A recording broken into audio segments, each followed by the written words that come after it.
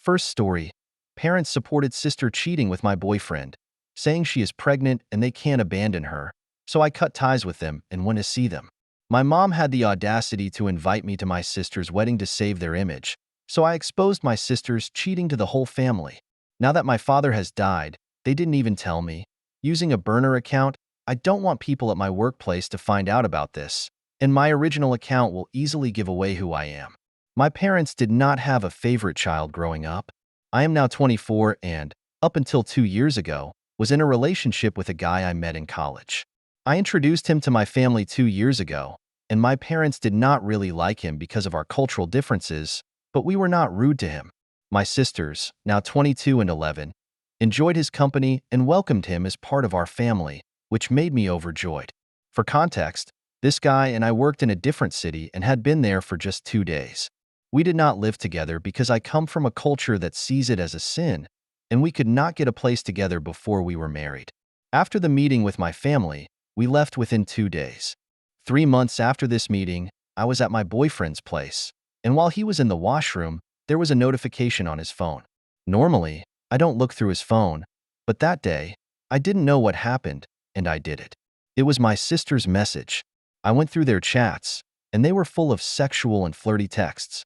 I took a screenshot of all of that, sent it to my phone, and left without saying a word. Before I reached my apartment, my phone was blowing up with his calls and messages because I did not care to delete the pictures. I told him to F off, sent it to our friend group chat. We had the same friend group from college, and blocked him. More than his betrayal, I was broken and hurt because of my sister's betrayal. We had been present for each other because we were so close in age, and our parents were absent and neglectful. The very next day, I flew off to my parents' place where she lived with our parents. I confronted her in front of our family, and she admitted all of it without an ounce of shame or hesitation. My mother slapped her, and my dad was very angry at her. I was no longer angry. I was just hurt and felt completely broken. My dad gave her a week to move out, but 2 days later, she came in to say that she was pregnant with my ex's child, and this made my parents soften up to her. I said a lot of harsh words to them, and they told me that no matter what, they wouldn't abandon her. I left and told them never to contact me again. I just kept in touch with my youngest sister because she's a kid, and I was worried about her. I blocked my entire family except for her. 2 weeks after all this fiasco, I received the wedding invitation from my mother, who had gotten a new number just to talk to me. Honestly, I was not shocked about the wedding because my parents are very image conscious, and here, having a child out of wedlock is the biggest sin. She called me to say that I have to attend this wedding for the sake of our family, asking what will people say if I don't. She went on to say that even I have to get married before my sister's child comes into this world because I am older than her. I told her to get lost and blocked this new number of hers. As expected, their wedding happened, and my parents told all the relatives that I wasn't there because I had work commitments. Some relatives and a few cousins I am close to reached out to me, asking why I wasn't there. Most of them were genuinely concerned, while others were blaming me for not being there for the family and being selfish. Now, this is a bit out of character for me, but I went to Facebook and made a post detailing what had happened. Within a few hours, my phone was blowing up, but I ignored it and eventually, it stopped. I just talked to a cousin, and she was on my side, and I was sure now that most of my extended family knows what happened. Now coming to the present, my dad passed away 5 days ago, and though he was not the best person out there, he was my dad. My mom did not even care to tell me, and it was my baby sister who called me crying. I booked the first flight available and went to their place. My sister and mother, just after seeing me, went ahead and cursed me, saying that I had no right to be there after abandoning them and that I was just there for the money. Most of the elder relatives agreed. My dad had a will, and I am surprised to know that he has me in it. In fact, I have the most share of all his assets combined. It goes like this: me 40%, my youngest sister 30%, my mom 20%, and my douchebag of a sister 10%. My scumbag sister and her husband want me to give up my share and have threatened to sue me if I don't. I know they cannot do anything legally now, honestly. Even I feel that this is just too twisted, and my dad would have given her a much larger portion because she has a year-old son, and he had taken her side during all that fiasco. But there is no way I am giving them anything after what they did to me. We have a meeting with my dad's lawyer in a few hours, and then maybe things will be more clear. Edit. I am on my way back to the hotel. I did not think this post would blow up. Thank you to everyone who sent kind words. So, I had a meeting with my dad's lawyer, and now some of my questions have been answered. The lawyer is also my father's really close friend. My dad absolutely regrets what has happened to me, but he couldn't go against the cultural norms and my mother. He never supported my sister. It was always my mother, but he did not interfere. He was guilty, and when I cut off all contact, there was an instance when he called out my sister and her husband, calling them selfish and cheaters. This happened in the absence of my youngest sister, so I never knew of it. He constantly checked on me through my sister, but never had the courage to contact me. He had been suffering from heart disease for a long time and had a sudden heart attack. He left my sister money so that she could not easily challenge the court and also for her kid. I doubt she will save up anything for her son with her extravagant lifestyle. My mother has been a stay-at-home mom all her life, so this is sort of her retirement money, which he felt he owed her. The house has always been in my mom's name, so I have been living in a hotel. My youngest sister has a really good fund which she will receive when she turns 18, and nobody can access it before that, not even my mom, for which I am thankful. I have the same amount as her with all his shares because my father was a very active investor. This is what the lawyer told me. Now, to the person who called me greedy and said I was just as bad as my sister, I ain't. I did not know of the will when I came here. Honestly, I had expected that there would be nothing for me, seeing our past. I have never hated my parents, not even my mom, even after what she did, let alone my dad. I was just disappointed in them, but they are my parents no matter what. I was grief-stricken when I heard of his death. I am already in contact with a lawyer friend of mine, and he has assured me that there's not much she can do because she is a part of the will and has not been ignored completely. She will probably lose whatever she has if she does. My sister got pregnant because my boyfriend flew every week to the place where my parents live, and it was merely a 2-hour flight. I did not know because his job requires him to travel all the time. I do not know the details, though, because I don't want to find out. I also asked if there's any way I can get custody of my youngest sister, as my mom and sister can mistreat her, but as of now, I can't because there's nothing they've done of that sort. My sister has assured me that she will not take any bull from them and will immediately inform me. At the end of the meeting, the dumbass husband of my sister threatened me, saying, "You will regret doing this," and I replied, "Once a cheater, always a cheater." My mother called me names, and her words are the only thing that hurts me nowadays. I highly doubt they will stop here, though. I am here in town for the next 10 days. Hopefully, everything goes well. I will update if something happens. To everyone saying this is fake, it isn't, and I know this is a bit unbelievable, but this is not fake. Second story. My ex-fiancé returned after 7 years to sabotage my marriage by befriending my delusional wife behind my back and forced her to cheat on me. When that didn't work, she claimed that we used to hang out behind her back. Now, my wife is spiraling, convinced that I cheated on her. I think my ex-fiancé, Jess, 31F, might have tried to get my wife, Olivia, 30F, drunk and cheat on me. My wife thinks I am overreacting and overthinking the whole situation. Can someone tell me if I would be in a hole to ask Olivia to stop being friends with Jess immediately? For context, Jess and I started dating during our sophomore year of college. We met through mutual friends and connected instantly. She was charming and outgoing, and she made friends instantly everywhere she went. I am more shy and nerdy, but I enjoyed going out to parties with her. We got engaged on our graduation day, as both our families were attending. I got a job in a big tech company right after college, and Jess moved in with me while looking for jobs. That is when the relationship started going downhill. Jess was an art major and had trouble finding a stable job. She did a bunch of freelance work and mostly worked from home. I was overwhelmed with work. She always wanted to go out to bars and clubs, and I wanted to rest in the evening after 10 to 12 hours of work.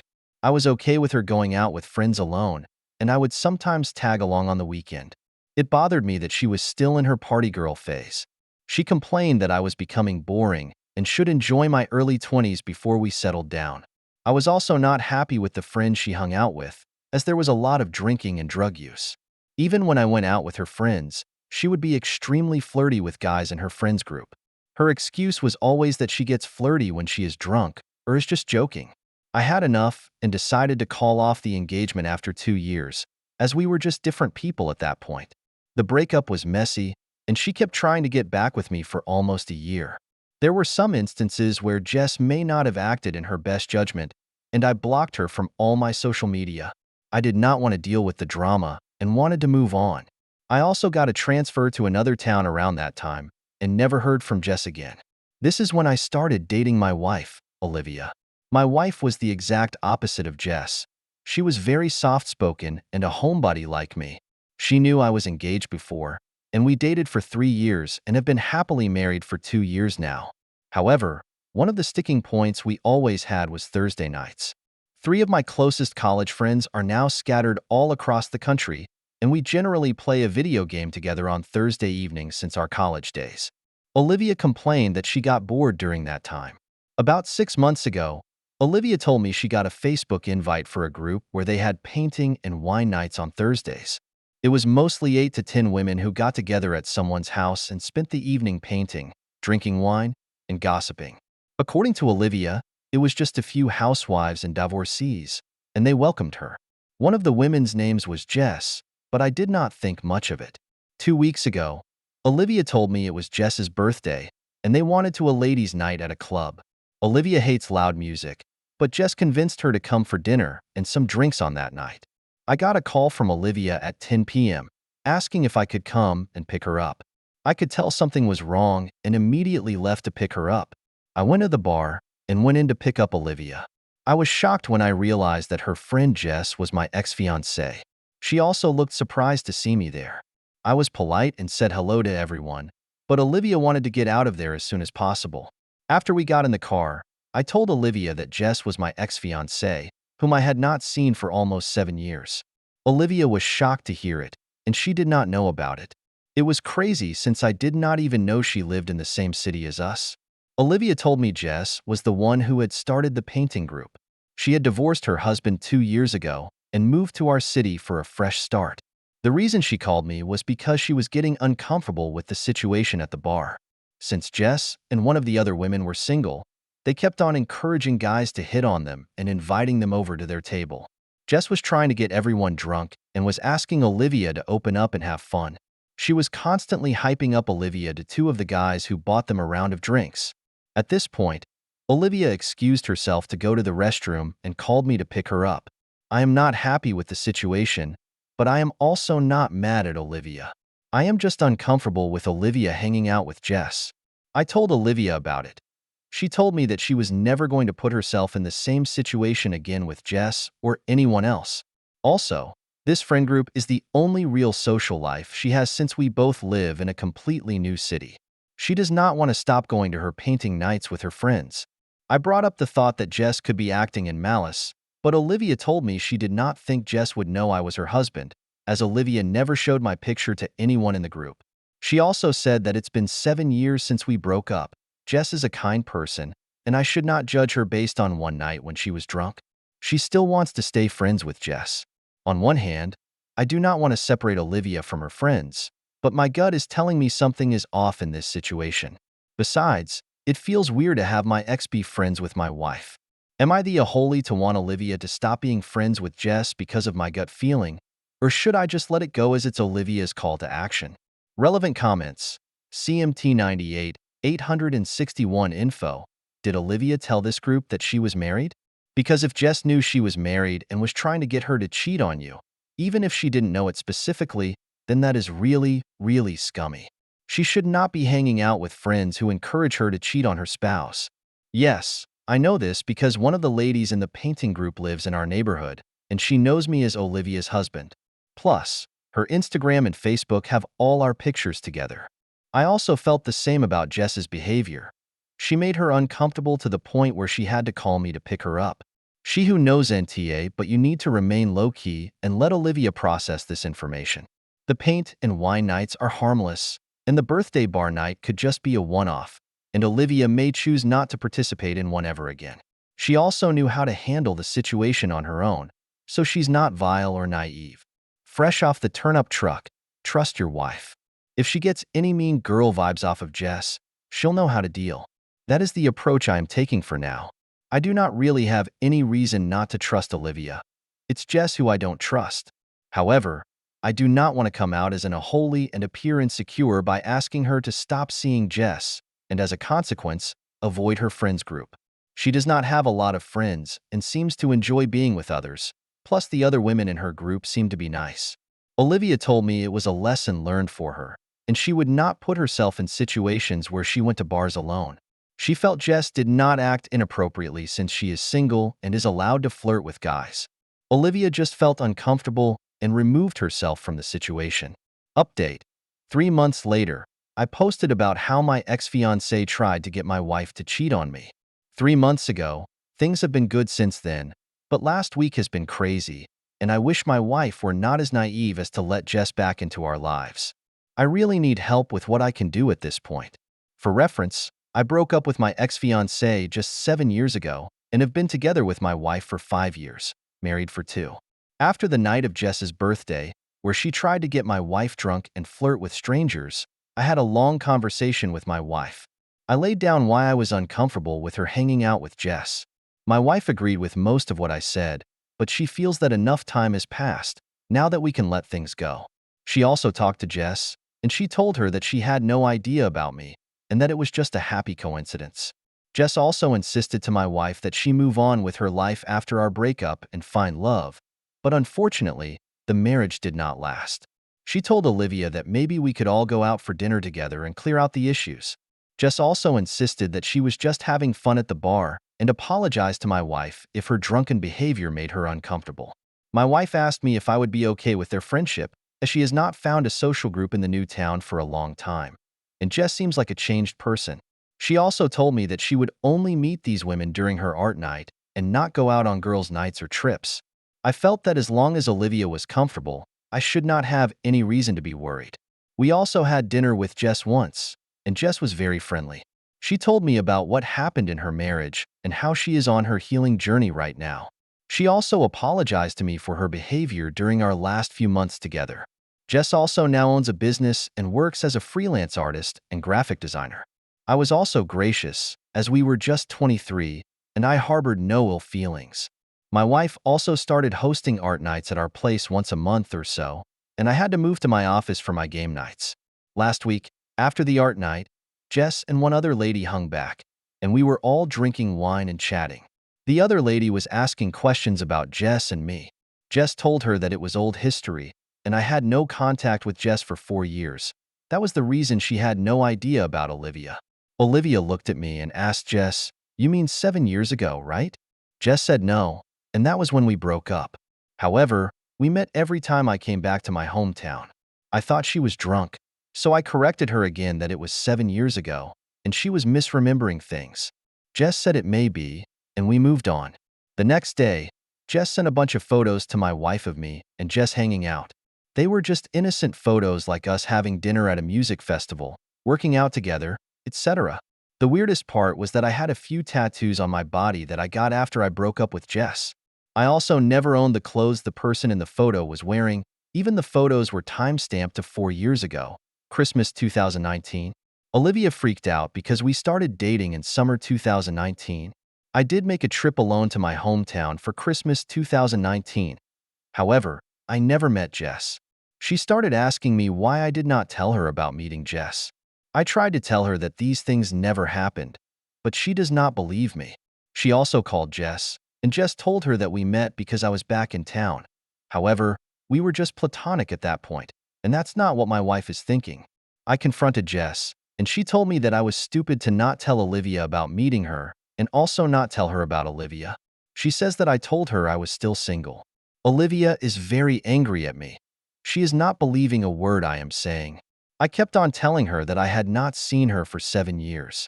Olivia says she does not mind me meeting her, but I should have told her as we were together. I volunteered to show her all my phone records during that time, but they only go back to 3 years on my carrier. I am confused as to how those photos can even exist when I never met her. They are definitely photos from when I was with Olivia, as I look more muscular in these pictures, and also have tattoos that I did not have back then. I even told her she could call my friends and family and ask them about the trip, but she says that she has all the photos of my trip, and my friends and family will cover for me. Can someone please tell me what I can do in this case? I need to convince Olivia that this is all false, but she is just angry at me and giving me the silent treatment. I swear that I did not meet Jess during that trip, and I'm caught up in this mess without my fault. Relevant comments. Forward most 1933. What in the Twilight Zone is going on here? Jess is a freelance artist and graphic designer. Has your wife not heard of Photoshop?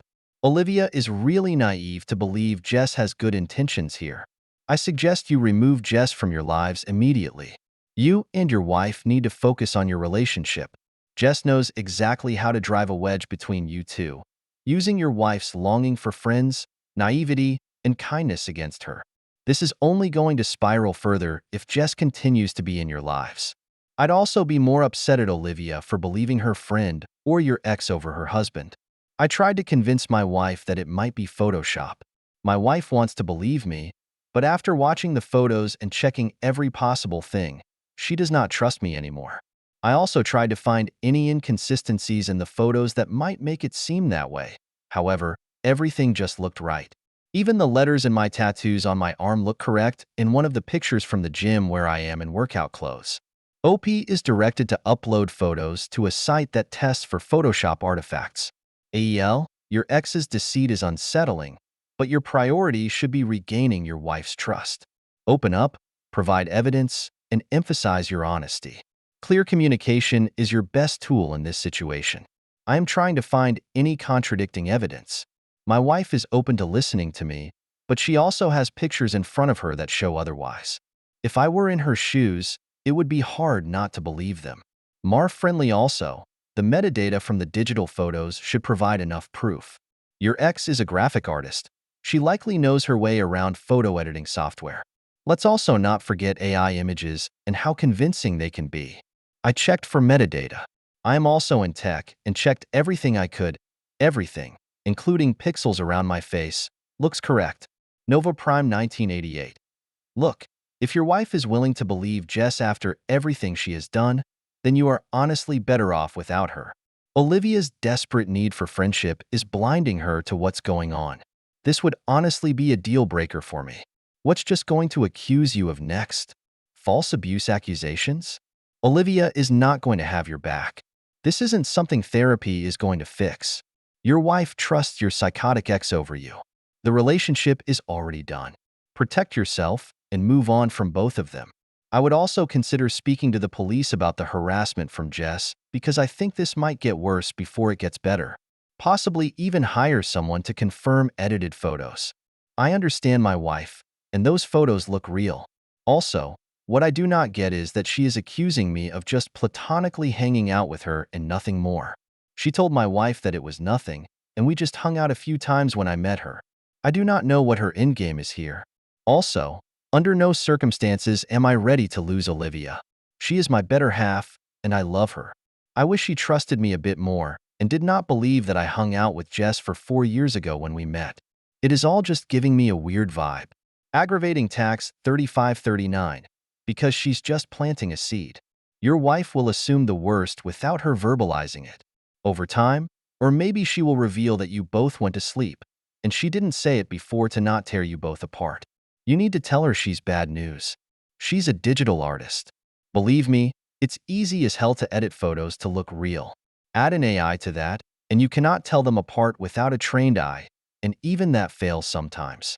If your wife doesn't believe you after that explanation, she never will. If someone doesn't want to believe you, they will make up reasons not to believe you. Third story. Entitled parents took loans in OP's name behind her back, ruining her job opportunities. Then they threatened to kick her out after she confronted them, so she filed a police report and cut ties with them herself. I guess this is a lesson in paying attention to my finances. After having just finished my freshman year of college, I came back to my parents' house for the summer. My mom made it a habit on Monday and Tuesday to make sure she got the mail before I had a chance, even running from the kitchen Tuesday to make sure I didn't get it, as I was expecting an Amazon order. Today, the mail came kind of early, and there was a letter from a collection agency addressed to me. I only knew it was a collection agency once I opened it, and discovered I supposedly owed nearly $5,000 on a Capital One card I had no idea I had ever signed up for. Once I got done freaking out, I called my dad at work and asked him what to do. It was weird when he said to talk to my mother about it. He didn't seem happy at all, but I didn't think much of it. Once my mom got home, I asked her about it, and she said she and my dad opened up a few credit cards in my name for household expenses. She said she thinks I owe around $10,000 to 3 different credit card companies. I checked my credit, and it turns out I owe over $155,000. We ended up having a huge argument about it with my mom, saying her parents did this to her when she was age unspecified. She said that I could file for bankruptcy and that it wouldn't hurt me because I wouldn't be trying to buy a house for several years. I'm interested in going into a government-related job, and bankruptcy would probably disqualify me from it. She knows this, but doesn't seem like she cares. My dad got home a couple of hours ago, and they talked to me together. Either I can declare bankruptcy once they spend up to the credit limit of the last card with any credit on it, or they said I could move out at the end of the month. It just feels like it's incredibly unfair. It doesn't sound like bankruptcy will actually do anything for my credit and probably synonym, my job opportunities. How can I get my credit score back to where it was, which was around 720? And how can I get this to not affect my credit going forward? Relevant comments. Muffinman Z7. I'm not sure if this is another comment, but I'll write it out. 1. You owe them nothing. This is an egregious betrayal of you as a person. They are trading your financial future for some new HT in their house. Forget them. 2. You are a tenant, and they can't just kick you out. They have to evict you if they change the locks, throw your stuff away, or anything like that. Call the police for an illegal eviction. 3. Absolutely record the next conversation you have on this subject. Use the voice recorder on your phone. 4. Go to the police and file a police report with the evidence. It will be able to be removed from your credit, hopefully landing them some jail time and a big fine. 5. These people. I have 3 kids, and I can't imagine ever stealing from them. Chains 12D 321. It sounds like you need to make a criminal report for identity theft. Tell your banks to freeze your credit and make those reports. My father pulled this as a relationship dynamic. It's called financial abuse. I started with my oldest brother when he was in grade school. He stopped less than a month before he died. 3 other kids later, he stole my $20,000 life savings, college fund, and put me $10,000 in debt on credit. He had the gall to say I deserved it. Then I cried when he didn't get to apologize to me in person at the hospital. Update. 1 month later, I ended up taking the advice of the vast majority of people here and filed a police report. The officer took some printouts of everything as evidence. I had the report. I called all of the places listed on my report and gave them the report number. The 3 credit card companies all took it and were pretty cool with it. The collection agency wanted me to make a goodwill payment so they could start investigating my claim that it was fraudulent. They said they could still sue me even with a police report if I didn't cooperate with their fraud report. I obviously refused, as I don't want them to be able to take money out of my bank account. I never told my parents that I went to the police, and for a couple of weeks, they had no idea. Right after Memorial Day, they received a call from a detective, and everything blew up. After the call, they began screaming at me, and my dad started literally throwing my things out of the door. I called the police at that time, and they showed up and told my parents that if they wanted me to leave, they would have to evict me. I came home from work the next day, and the locks were changed. I called the police again, and my parents refused to open the door and said all of my stuff was at my grandparents' house. I received another report number for the unlawful eviction, which I was told was a civil issue, and got my stuff from my grandparents. Luckily, I have a friend with a couple of spare bedrooms, and she said I'm welcome to stay with her for a couple of months. I'm scheduled to move into my own place in about a week. Once I get a full tally of the total cost of everything included in moving, I'll be filing a civil lawsuit against my parents for the unlawful eviction.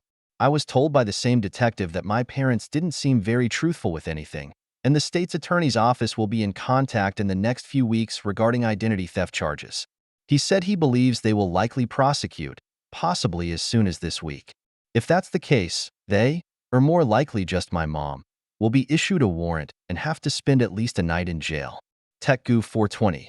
For you probably spoke to a collections agent who lied to you about how they needed a good faith payment to start investigating. 1. No good faith payment is needed to investigate a situation like this, especially with a police report. 2. The moment you pay them, they legally classify that as you accepting responsibility for the full amount as your debt. 3. Credit card companies and their debt collectors cannot sue you. They will just put it on your credit report and harass you. Mountain Monitor 262. Yes, but do not make that payment. That is proof that you acknowledge and accept your debt.